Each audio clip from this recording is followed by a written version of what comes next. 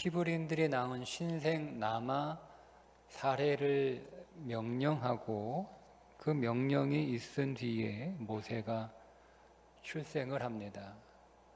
차마 아들을 죽일 수가 없어서 최대한 아들을 숨겨보자 한 것이 석자를 만들고 그 상자 밖에 물이 들어오지 않도록 역청과 그 나무 진을 칠한 다음에 그 상자에 아기를 넣고 갈대, 나일강 갈대에 이렇게 사이에 놓아둡니다. 때마침 바로의 딸이 나일강으로 목욕을 하러 나왔다가 그 상자를 발견하게 되고 그 상자를 열어보니까 웬 아기가 들어있는 거예요. 그런데 자세히 보니까 그 아이가 히브리 사람의 아이라는 것을 알게 됩니다. 왜냐하면 어떻게 알았겠어요? 이렇게 이게 애굽 사람인지 히브리 사람인지 이게 다 큰 사람은 좀 구분이 되겠지만 갓 태어난 아기 한 3개월 정도 물론 지났지만 이게 잘 구별하기가 어려웠을 거 아니에요. 그런데 히브리 사람은 태어난 지 8일 만에 할례를 합니다. 그러니까 애굽 사람들도 할례를 물론 하지만 그런 사람들은 대개 이제 성인이 돼서 할례를 하고 8일 만에 할례하는 사람은 히브리 사람들밖에 없거든요. 그러니까 애가 이렇게 보니까 할례를 했으니까 히브리 아이인 것이 나타난 거예요. 그래서 히브리 아이인데 너무너무 예쁜 거예요. 그리고 또 막 애가 너무 불쌍하잖아요. 근데 마침 그 멀리서 동생이 어떻게 되나 이렇게 지켜보고 있던 누나 미리암이 달려갑니다. 공주에게 달려가서 이 아기 젖 먹일 유모를 좀 구해올까요? 이렇게 물어봐요. 그래서 히브리 애니까 히브리 여인 젖 먹이를 좀 데려와라. 그래서 누구를 데려와요? 자기의 어머니, 그 아기의 어머니 요게벳을 데리고 옵니다. 미리암이 데리고 온 이 어머니 요게벳에게 애굽의 딸이 바로의 공주가 이 아이를 데리고 가서 젖을 먹여라 이렇게 명령을 하죠. 여러분 오늘 본문에 젖을 먹이라고 하는 이 단어는요 단순히 모유를 먹여라는 뜻이 아니고요 양육하라는 뜻입니다. 그러니까 단순히 젖만 먹이는 게 아니라 이 아이를 양육하라는 거예요. 여러분 모세가 자기가 히브리 사람일 뿐만 아니라 자기가 히브리 민족이고 그리고 여호와 신앙을 배울 수 있었던 게 누구로부터요? 어머니로부터요. 어머니가 양육을 젖만 먹인 게 아니라 그가 어느 정도 성장할 때까지는 이 요게벳을 키웠거든요. 너는 히브리 사람이다. 너는 하나님의 백성이다. 우리는 하나님을 믿는 여호와 신앙을 가지고 있는 사람이다. 이렇게 키웠던 거예요. 그렇게 키웠기 때문에 자기가 히브리 사람이라고 하는 히브리의 어떤 정체성 그리고 하나님의 백성이라고 하는 하나님의 신앙을 갖출 수 있게 되었던 거죠. 뿐만 아니라 그가 또 왕실에서도 교육을 받아서 애굽의 왕자로도 성장을 합니다. 여러분 그 당시에는 이 바로 왕이 이스라엘 백성들의 성인들을 다 이렇게 강제 노역에 끌어들였기 때문에 뭐 남자고 여자고 다 나가서 일을 해야 되는 거예요. 그러니까 집에서 엄마가 애를 키울 수가 없어요. 나가지고 뭐 아들은 다 죽이라고 그랬으니까 뭐 죽였을 테고 딸이면 그냥 저 떼면 엄마는 나가서 일해야 되는 거예요. 그런데 여러분 요게벳은 보세요. 일 안 해도 돼요. 왜? 공주가 모세를 키우라고 그랬잖아요. 그리고 그걸 그냥 키우라고 그랬어요?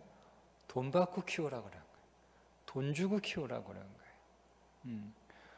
어머니가 일 안 할 수 있고 자기 자식 키울 수 있고 돈 받고 키울 수 있고 그리고 그 아이들이 애굽의 왕실에서 애굽의 왕자로 자랄 수 있도록 이게 모세에게 일어난 일이에요.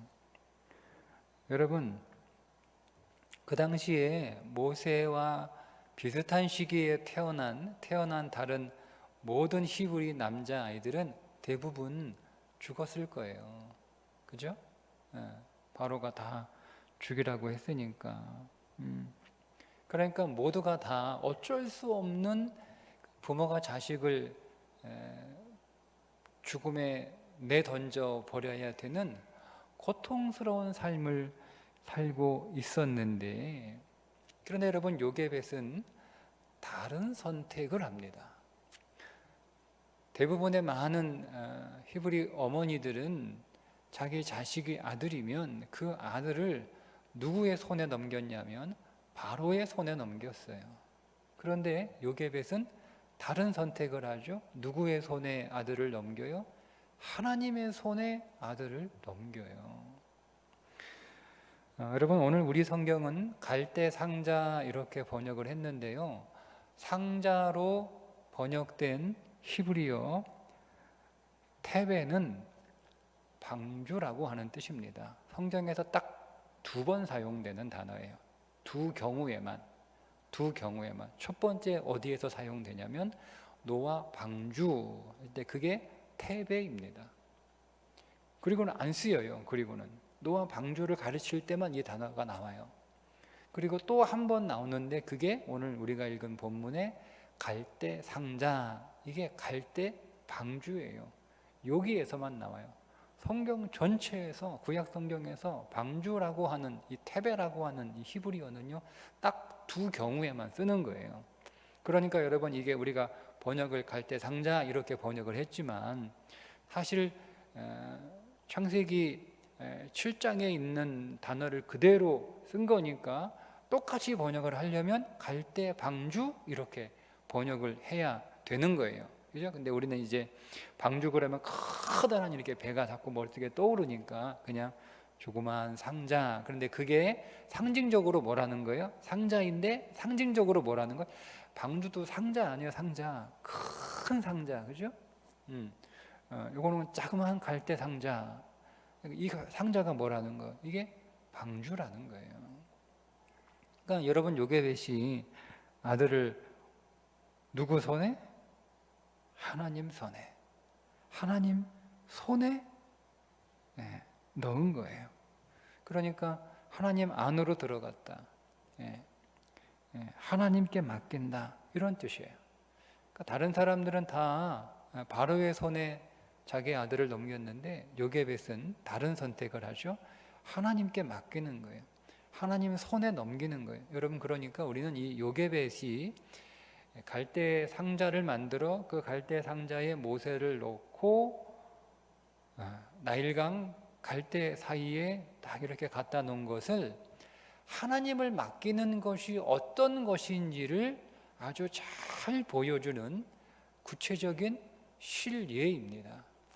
여러분 우리는 하나님께 맡긴다라고 할 때 그 맡긴다를 보통 어떻게 하냐면 여전히 내가 내 손에 쥐고 있는 거죠. 내 손에 쥐고 있어요. 그리고 하나님께 맡기는 거예요. 내 손에 쥐고 있으면서 하나님께 맡기는 거예요. 그런데 요게벳이 그렇게 하지 않았죠. 하나님께 맡기는 건 자기 손에서 놓는 거예요. 그런데 이 자기 손에서 놓는 게 그냥 무작정 놓아버리는 게 아니라 누구에게 맡기고 놓는 거예요? 하나님께 맡기고 나는 놓는 거예요. 그러니까 다른 부모들은 자기 손에서 놨잖아요, 그죠? 근데 그거는 그냥 놓기만 하고 누구 손에 맡긴 거예요? 바로의 손에 준 거예요. 근데 요게벳은 그 아들을 자기가 끝까지 할 수 있는 한 최대한 3개월 동안 붙잡고 있었지만 그게 안 된다는 걸 알아요. 거기까지예요. 우리가 할 수 있는 건 거기까지. 여러분, 우리가 할 수 있는 건 고작 3개월, 그죠? 그리고 나서 요게벳은 하나님 손에 이 아들을 맡깁니다. 그런데 여러분 결국 어떻게 됐죠? 모세가 살았죠. 그러죠? 그죠? 어머니가 모세를 키웠죠. 돈 받고 키웠죠. 예, 어머니는 일도 안 하고 아들을 신앙적으로 잘 키우죠. 그리고 그 아들이 애굽의 왕실에서 왕자로 또 큽니다. 그러니까 처음에 요게벳의 생각은요, 그냥 이 아들이 살아있으면 되는 거예요. 그것 말고는 더 이상 기대하지 않았어요. 죽지 않고 어떻게든 살아라, 죽지 않고 어떻게든 살아있으면 좋겠다라고 하는 마음으로 상자에 넣어서 나일강에 띄워보냈는데, 살아나는 정도가 아니고 놀라운 아주 생각하지도 못한 복이 그 모세에게 그리고 그의 가정에게 임하게 됩니다. 여러분, 만약에 요게벳이 어떤 방법을 간구해서 모세를 살릴 수 있다고 해요. 뭐 어떻게 해서든 뭐 살리려고 마음 먹으면 살릴 수 있었겠죠. 뭐 애 데리고 다른 도시로, 뭐 다른 나라로 간다던가, 아니면 뭐 산속으로 저 광야로 간다던가, 뭐 어떻게 뭐 애 하나 살려보겠다고 마음 먹으면 뭐 못하겠어요, 그죠? 그래서 어떻게 해서 가진 수단과 가진 방법을 써서 모세를 내놓지 않고 끝까지 자기가 데리고 키울 수 있어요. 근데 여러분, 그렇게 하면 거기까지인 거예요. 거기까지. 그냥 모세가 생존하는 것 그 이상은 없는 거예요. 그냥 죽지 않고 사는 게 전부예요. 그런데 하나님께 맡겼더니 모세가 사는 정도가 아니라 그가 아주 훌륭하게 아주 잘 양육하고 잘할 수 있는 놀라운 복이 그의 인생에 임하게 된 거죠. 여러분, 성경에 모압 여인 룻 잘 아시죠? 이 룻도 하나님께 자기 인생을 맡긴 대표적인 인물 가운데 한 명입니다. 그녀의 인생에 흉년이 찾아오죠. 남편이 죽는 흉년이에요. 자식이 없이 남편이 죽어요. 그냥 결혼하고 금방 남편이 죽었다는 얘기잖아요. 그런데 자기 남편만 죽냐? 자기 시동생도 죽어요. 그냥 그 집안의 남자가 다 죽어버린 거예요. 시아버지도 죽고 남편도 죽고 시동생도 죽고. 그런데 마침 그때 저 유다 땅에 흉년을 피해서 애굽으로 이민 왔는데, 유다에 다시 하나님이 은혜를 베푸셨다라고 하는 소식이 들려. 즉 유다에 이제 먹고 살만해졌다, 이런 소식이 들린 거예요. 그래서 뭐 시어머니 나오미가 뭐 모압 땅에 뭐 살 이유가 뭐가 있어요? 남편도 없죠, 아들도 없죠, 며느리 둘, 여자 셋이 어떻게 살아요? 그래서 자기는 고향에 돌아가겠다고 유다 땅으로 돌아가서 보따리 싸는 거예요. 보따리 싸가지고 가는데 두 며느리가 막 쫓아오는 거. 어머니 같이 가자고. 어머니 우리 두고 가면 어떡합니까? 어머니 같이 가요. 우리도 데리고 가요. 근데 여러분, 시어머니가 보기에 자기 가봐야 고생길이 훤한데 며느리 빨리 제가하라고, 너희들은 너희 집으로 거기 가봐야 내가 너를 책임져 줄 수도 없고 너희에게 줄 재산도 없고, 재산도 하나도 없는 거예요. 아무것도 없어요. 아무것도 없어요. 또 거기 이 모압 여자 아니에요. 모압 여자 거기 가봐야 뭐 뻔하죠. 그러니까 과부가 모압 여자 뻔한 거 아니에요? 그러니까 돌아가. 안 된다. 나 그냥 혼자 갈 때 너희들은 여기서 빨리 결혼해서 빨리 잘 살아라. 막 두 며느리가 막 시어머니 붙잡고 막 통곡을 하면서 울죠. 그렇게 확 울고 둘째 며느리는 갑니다. 근데 이 룻은 끝까지 어머니 붙잡고 안 놓는 거예요. 나 어머니하고 같이 갑니다. 나는 어머니하고 생사를 같이 하겠습니다. 또 얘기해. 야, 마음은 고맙고 말은 고마운데 내가 너 책임져 줄 수 없어. 잘 생각해봐라. 너도 내 형편 알잖아. 나 지금 아무것도 없어. 맞죠? 가면은 나오미가 뭐하고 살아요? 나오미하고 룻하고 남의 밭에 가서 이삭 죽게 하며 살아가는 거예요. 먹을 게 얼마나 없었으면 떨어진 이삭 죽어서 살겠어요. 그러니까 완전히 망한 거예요. 완전히 망한 거예요. 그 늙은 시어머니, 그 며느리가 가서 뭐 제가를 할 수 있는지, 뭐 제가 할 거였으면 뭐 가겠습니까? 여기서 제가 하지. 제가 할 마음도 없는 거죠. 어머니하고 행사를 같이 하겠다고 하니까. 그러면 그 어머니, 늙은 시어머니 끝까지 자기가 책임져야 되는 거. 이게 참 나오미도 마음이 참 좋아요. 안 된다.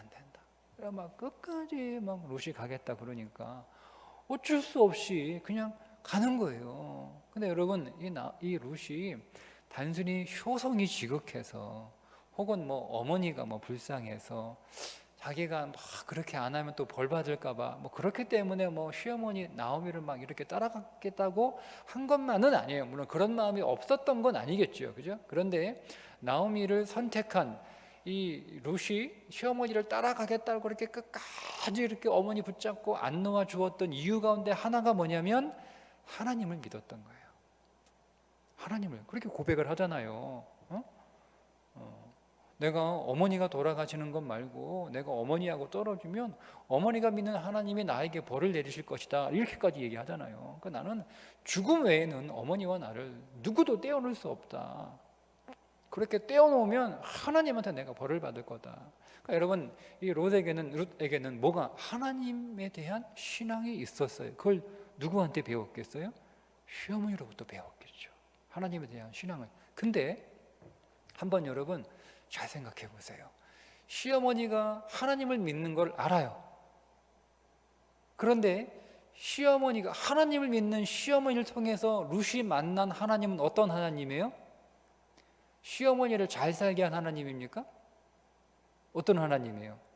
룻의 입장에서 뭐 하나님이 그렇게 뭐 좋다고 하나님 뭐 대단하다고 뭐 하나님 믿는다고 하는데 뭐 보세요 어머니 속을 했을 거 아니에요. 보통 아니 남편 죽고 자식도 죽고.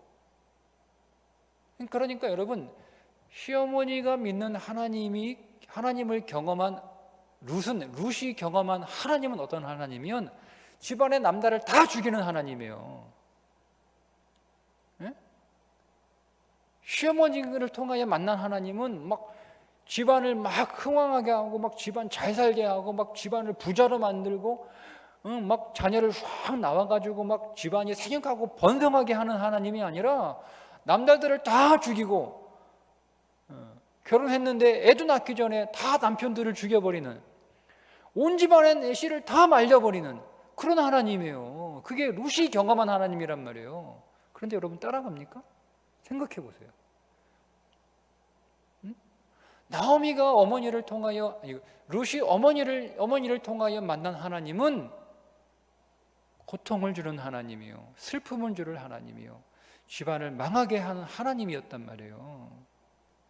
그런데 룻이 그 하나님이 믿는 땅으로 가겠다는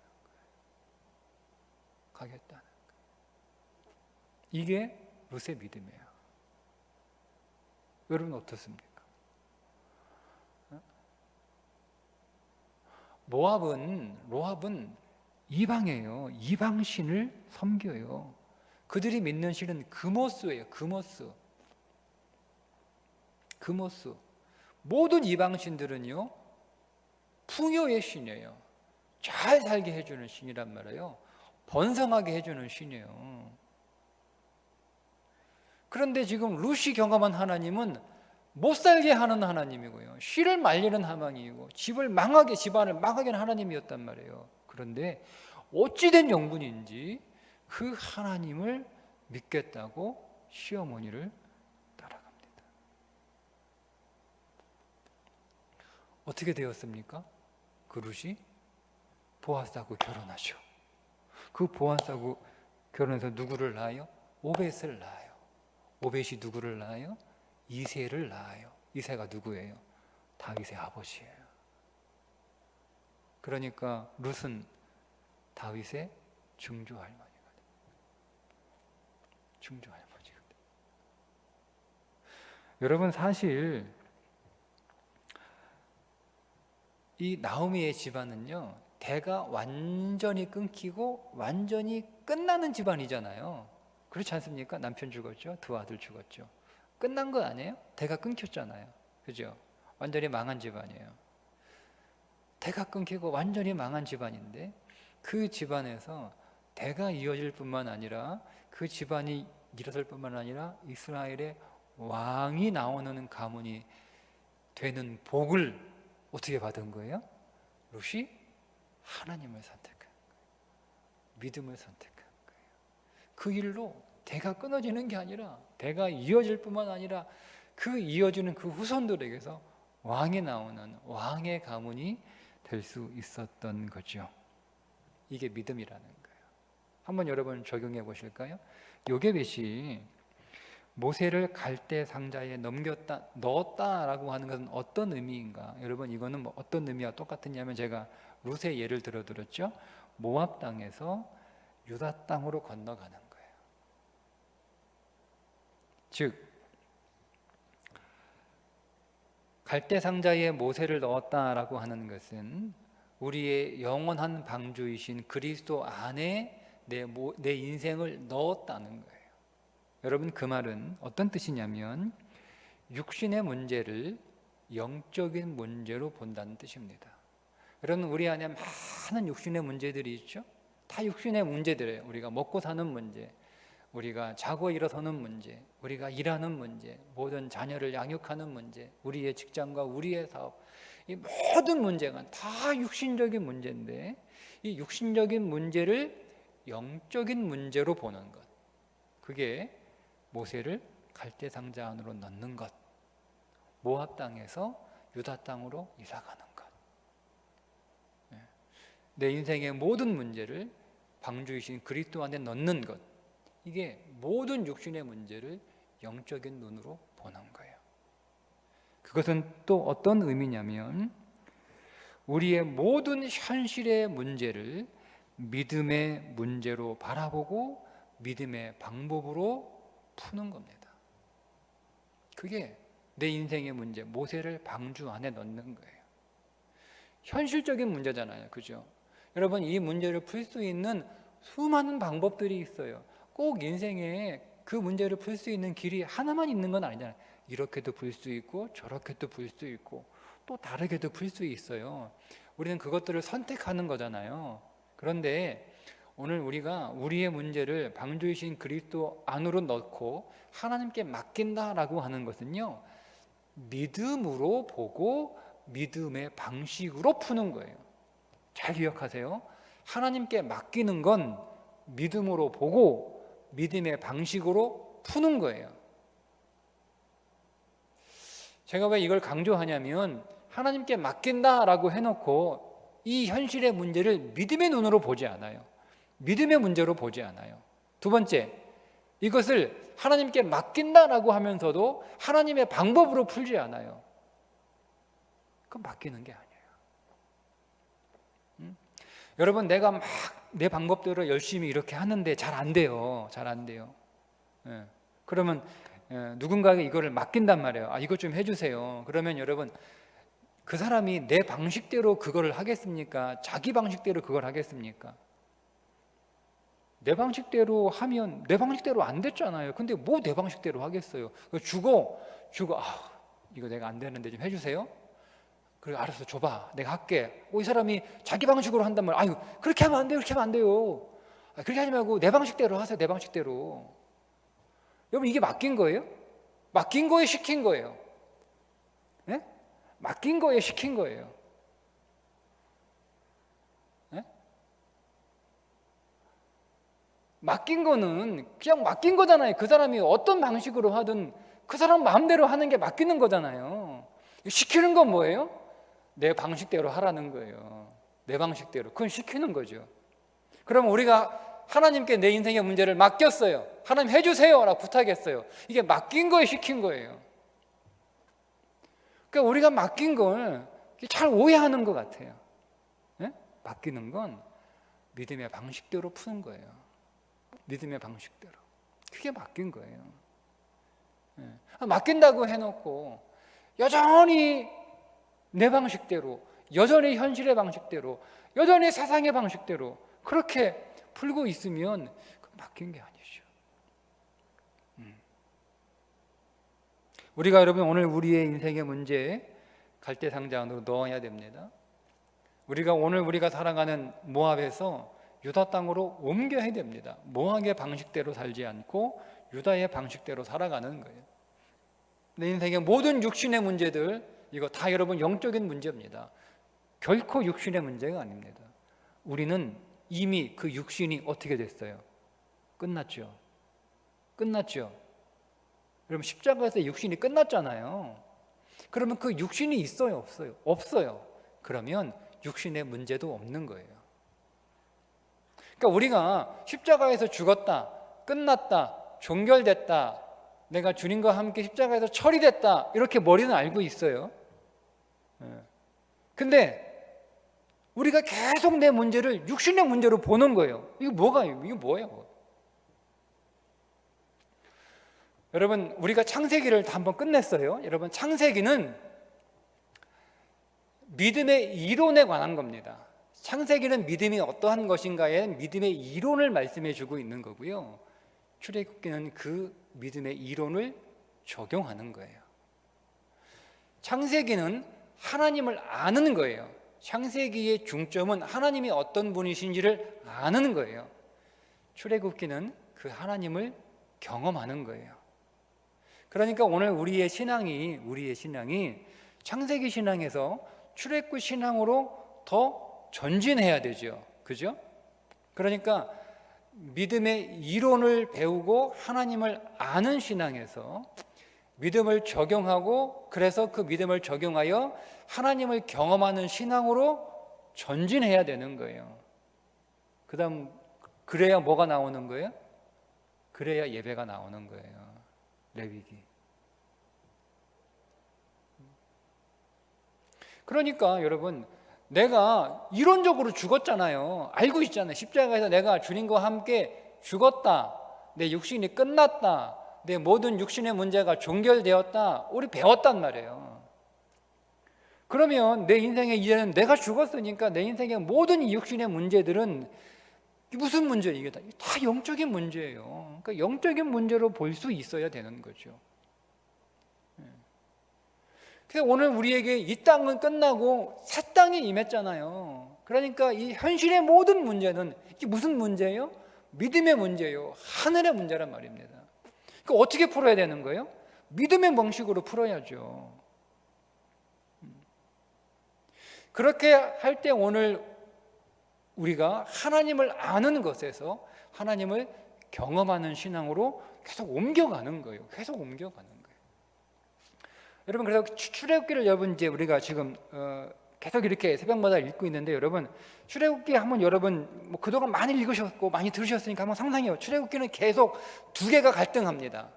믿음과 믿음 없음이 계속 갈등합니다. 모든 내용이 그렇습니다. 모든 사건이 다 이 앵글로 돌아갑니다. 믿음 없는 것과 믿음 있는 것, 계속 이게 두 개가 갈등합니다. 이 두 바퀴가 계속 돌아갑니다. 끝까지, 마지막까지. 이게 출애굽기입니다. 딱 그 얘기예요. 그냥 믿음 없는 사람과 믿음 있는 사람이 계속 등장합니다. 믿음 없는 사건과 믿음 있는 사건이 계속 나타납니다. 이게 출애굽기예요. 그래서 뭐 하라는 거예요? 하나님을 경험하라는 거예요. 하나님을 아는 시작해서 하나님을 체험하라는 거예요. 하나님을 경험하는 거예요. 그 하나님을 경험하고 하나님을 아는 자들이 어디 들어갑니까? 그게 그들이 가나안 들어가는 거예요. 그래서 충분히 하나님을 알면 일주일 만에 들어가는데, 하나님을 모르니까, 하나님을 경험하지 못하고 머리로만 알고 있으니까 40년 광야 돌아버리는 거예요. 40년 동안. 그래서 끝까지 못 믿으면 못 들어가는 거예요. 끝까지. 제가 오늘 새벽 예배 때 말씀드렸죠. 출애굽, 홍해는 은혜로 건넙니다. 요단강은 믿음으로 건넙니다. 강이 달라요. 걷는 게 달라요. 홍해는 은혜로 건너요. 갈라지고 건너요. 요단강은 발을 디뎌야 갈라져요. 달라요. 여러분, 출애굽 신앙과 가나안 신앙이 달라요. 그러니 오늘 우리의 모든 삶을 요괴배처럼 영적인 문제로 보고 믿음의 문제로 보고 살 때 상자 안으로 넣어두는 거예요. 방 주신 그리스도께 맡기는 거예요. 그분을 신뢰하고 우리가 그분을 머리로만 아는 것이 아니라 욥이 고백하잖아요. 내가 이제 하나님을 듣기만 했는데 이제는 내가 눈으로 보는 것처럼 하나님을 보았다. 이게 욥의 신앙이에요. 그게 고난의 목적이에요. 하나님을 아는 거. 계속 말씀하시잖아. 너희가 아브라함과 이삭과 야곱에게는 내가 전능하신 하나님으로 나타났으나 여호와로는 나타나지 않았으니 나는 여호와라. 나는 너희에게 여호와로 나타나리라. 이게 뭐예요? 경험시켜주겠다 이 말입니다. 하나님이 내가 어떤지 내가 너희들을 체험시켜줄게. 하나님을 너희들이 이제 진짜 만나는 거야. 그게 출애굽기 신앙이에요. 여러분 오늘 우리의 신앙이 하나님을 아는 신앙에서 하나님을 경험하는 신앙으로. 여러분 육신의 문제 끝났습니다. 영적인 문제로 보시고 현실 이 땅의 문제가 아니에요. 믿음의 문제예요. 믿음의 방식으로 여러분 그 문제를 우리가 풀고 믿음으로 반응해서 여러분 우리 하나님을 더 아는 일에 하나님을 더 경험하는 일에 하나님이 여러분 인생 안에 실제가 되시기를 주님의 이름으로 축복합니다. 기도하겠습니다.